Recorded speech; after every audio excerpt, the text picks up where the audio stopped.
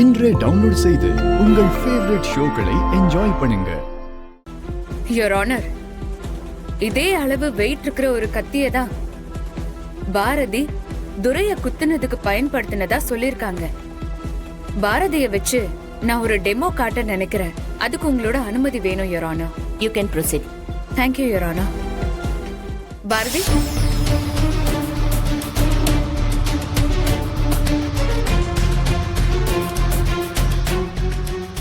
பாரதி, நான் சொல்றத கவனமா கேளுங்க. இந்த டம்மி பொம்மையில 2 இடத்துல மார்க் பண்ணிருக்கு. இதுதான் துரையோட பாடியில கத்தி குத்து பட்ட இடம். டம்மியில 1ன்னு போட்டிருக்கிற இடத்துல முதல்லயும் 2ன்னு போட்டிருக்கிற இடத்துல அடுத்தும் வேகமா உங்க கையில இருக்கிற கத்தியால குத்துங்க. இந்தாங்க, எடுத்துக்கங்க.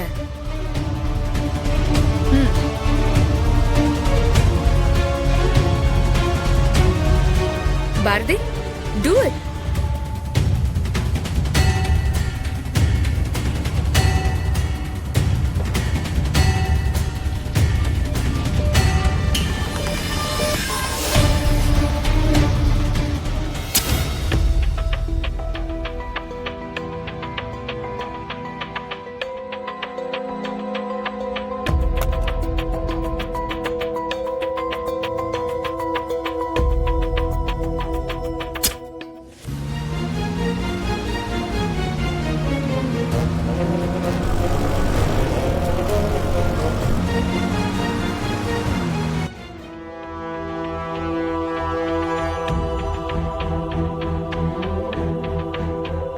Madhumitha, what are you trying to do?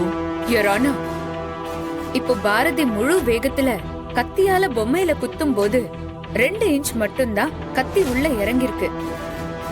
ஆனா போஸ்ட்மார்ட்டம் ரிப்போர்ட்ல 2.25 இன்ச் கத்தி உள்ள இறங்கி இருக்கிறதா சொல்லிருக்காங்க. அது மட்டும் இல்லாம முதல் முறை கத்தியால குத்தும் போது 2.25 இன்ச், அடுத்த முறை குத்தும் போது 3 இன்ச் கத்தி உள்ள இறங்கிருக்கு.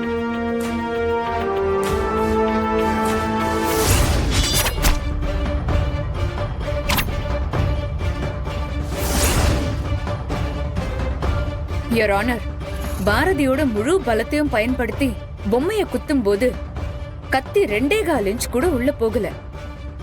சம்பவம் நடந்த இடத்துல பாரதி கத்திய எடுத்து துரைய மிரட்டிட்டு அங்கிருந்து போயிட்டாங்களே தவிர அவங்க கத்தியால குத்தல. யுவர் ஆனர், பாரதி தான் கத்தியால துரைய குத்தி இருக்காங்க. அப்ப இருந்த வேகம் வேற. ஒருத்தங்களை கொல்லும்னு கொலவெறியோட குத்தும் போது சாதாரண மனுஷனுடைய வேகம் இன்னும் அதிகரிக்கும். அதனால கத்தி இன்னும் ஆழமா இறங்கியிருக்க வாய்ப்பு இருக்குல்ல. பெட்ரோல் கேன் எடுத்துட்டு போய் குணத்தை காட்டுல வச்சு எரிச்சிருக்காங்க. எரிக்கப்பட்ட இடத்துல கிடந்த பெட்ரோல் கேன்ல பாரதியோட கைரேகை இருக்கு. இதை தவிர இந்த கொலையை பாரதி தான் பண்ணாங்கிறதுக்கு வேற என்ன ஆதாரம் தேவையா இருக்கு? மதுமிதா தேவையில்லாம இந்த கேஸை திசை திருப்பி கோர்ட்டார் நேரத்தை வீணடிக்க பாக்குறாங்க. That's all your honour.